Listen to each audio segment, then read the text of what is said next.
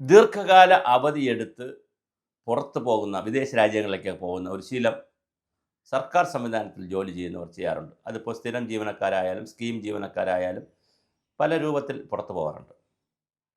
അങ്കണവാടികളിൽ work ചെയ്യുന്നത് കൂടുതലല്ല എല്ലാവരും സ്ത്രീകളാണ്. അപ്പോൾ സ്വാഭാവികമായിട്ട് അവരുടെ പ്രായമായി 62 വയസ്സ് വരെ അവർക്ക് ജോലി ചെയ്യാം. അപ്പോൾ അവർക്ക് പ്രായമായി വരുമ്പോൾ അവരുടെ മക്കളും ചെറുമക്കളും ഒക്കെ വിദേശ രാജ്യങ്ങളിലൊക്കെ ഉണ്ടാവും. പെൺമക്കളൊക്കെ ഉണ്ടെങ്കിൽ അല്ലെങ്കിൽ മരുമക്കളൊക്കെ ഉണ്ടെങ്കിൽ അവർ പെൺകുട്ടികൾക്ക് പ്രസവം എടുക്കാനും കുഞ്ഞുങ്ങളെ കാണാനും ഒക്കെ ആയിട്ട് അങ്ങനെ ഒരുപാട് പേര് വിദേശത്തൊക്കെ പോകാറുണ്ട്.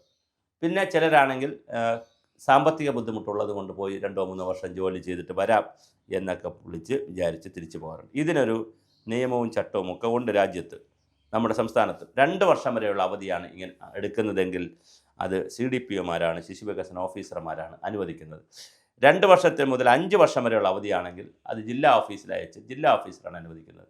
5 വർഷത്തിന് മുകളിലുള്ളതാണെങ്കിൽ അത് സർക്കാരിലേക്ക് അയച്ച് 5 വർഷത്തിന് വേറെയുള്ള അവധികൾ സർക്കാരാണ്. അതായത് സർക്കാർ എന്ന് പറയുമ്പോൾ വനിതാ ശിശുക്ഷേമ വകുപ്പിൽ അയക്കണം, ഗവൺമെൻറ്റിലേക്ക് പോകണം.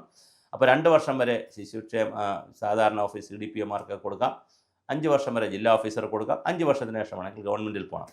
ഇതിപ്പോൾ 5 വർഷം കഴിഞ്ഞിട്ടും 5 വർഷത്തേക്ക് ലീവ് എടുത്ത് വിദേശത്തൊക്കെ പോയിട്ടും യാതൊരു തെളിവും നൽകാതെ വിദേശത്തൊക്കെ നിൽക്കുന്നത് വലിയ ഗുരുതരമായ ഒരു പ്രതിസന്ധിയാണെന്ന് പത്തനംതിട്ടയിൽ ധനകാര്യ പരിശോധന സ്ക്വാഡ് കണ്ടെത്തിയിരിക്കുന്നു. പത്തനംതിട്ടയിൽ കണ്ടെത്തിയതിനെ തുടർന്നാണ് അവധി ഇങ്ങനെ എടുക്കുന്നതിനും തിരിച്ചു വരുന്നതിനെ സംബന്ധിച്ച് നല്ലൊരു മാർഗനിർദ്ദേശം ഗവൺമെൻറ് പുറപ്പെടുവിച്ചിരുന്നു. ആ മാർഗനിർദ്ദേശം കർശനമാക്കുകയാണിപ്പോൾ. ദീർഘകാല അവധിയെടുത്ത് തിരിച്ചെത്താത്ത അംഗനവാടി ജീവനക്കാർക്കെതിരെ നടപടി എടുക്കണം എന്നൊരു നിർദ്ദേശം ഇപ്പോൾ ഗവൺമെൻറ്റിൽ നിന്ന് പോയിട്ടുണ്ടെന്നാണ് പത്രവാർത്തകൾ വരുന്നത്. ഇന്നത്തെ മാതൃഭൂമി പത്രം അത് റിപ്പോർട്ട് ചെയ്തിട്ടുമുണ്ട്. നമ്മളിത് ചെയ്യുന്നത് നമ്മുടെ കൂടുതൽ സബ്സ്ക്രൈബേഴ്സിൽ കുറച്ച് പേരെങ്കിലും, ഒരുപാട് ആളുകളില്ല, കുറച്ച് പേരെങ്കിലും അംഗനവാടിക്കാരുമുണ്ട് എന്നുള്ളത് കൊണ്ട് അവരും കൂടെ അറിഞ്ഞിരിക്കട്ടെ എന്ന് വിചാരിച്ചിട്ടുണ്ട്. ഒരു വാർത്ത എന്നുള്ള നിലയിൽ ചെയ്യുന്നതാണ്. ആരെയും നമ്മൾ ബ്ലെയിം ചെയ്യാനോ അങ്ങനെ സർക്കാർ തീരുമാനിക്കുന്നത് നല്ലതാണ്. കാരണം ദീർഘകാലം ഇങ്ങനെ അവധി അതെല്ലാവർക്കും ഡോക്ടർമാരെയൊക്കെ തിരിച്ചു കൊണ്ടുവന്നു, ഡോക്ടർമാരെ പലരെയും പിരിച്ചുവിട്ടു. അത് സർക്കാർ സംവിധാനത്തിൽ ഈ ഒരു ക്രമപ്പെടുത്തൽ ആവശ്യമുണ്ട്, ചിട്ടപ്പെടുത്തൽ.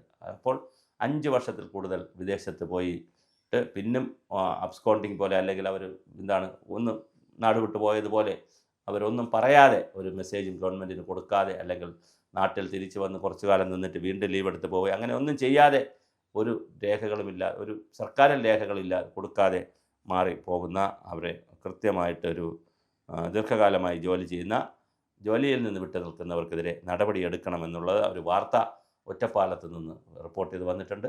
അതുകൊണ്ടാണ് കാരണം ഈ ചില കാര്യങ്ങൾ നമ്മൾ സോഴ്സും കൂടെ പറഞ്ഞു പോകുന്നത്. അല്ലെങ്കിൽ പിന്നെ സോഴ്സ് എവിടെ, ഇതാരുടെ തന്ന വാർത്ത, എവിടെ നിന്ന് വാർത്ത എന്ന് ചോദിച്ചുകൊണ്ടിരിക്കും. അതുകൊണ്ടാണ് അതും കൂടി പറയുന്നത്. എന്തായാലും ദീർഘകാല അവധി എടുത്തിട്ടുള്ള തിരിച്ചെത്താത്ത അംഗനവാടി ജീവനക്കാർക്കെതിരെ നടപടി ഉണ്ടാകും. അതുകൊണ്ട് നിങ്ങളുടെ ഈ ചാനൽ കാണുന്ന അംഗനവാടിക്കാരോ അവരുടെ ബന്ധുമിത്രാദികളോ മറ്റ് പൊതുജനങ്ങളോ ആരെങ്കിലും വിദേശ രാജ്യത്ത് ഇങ്ങനെ അവധിയെടുത്ത് പോയിട്ടുണ്ടെങ്കിൽ അല്ലെങ്കിൽ നാട്ടിൽ എന്തെങ്കിലും ആവശ്യത്തിന് ദീർഘകാലം അവധി എടുത്തിട്ടുണ്ടെങ്കിൽ തീർച്ചയായും അത് അവർ പരിശോധിക്കണം. അത് തിരിച്ചു പോയി ജോയിൻ ചെയ്യാനുള്ള കാര്യങ്ങൾ, ജോലി വേണം എന്നുണ്ടെങ്കിൽ തിരിച്ചു പോയി ജോയിൻ ചെയ്യണം.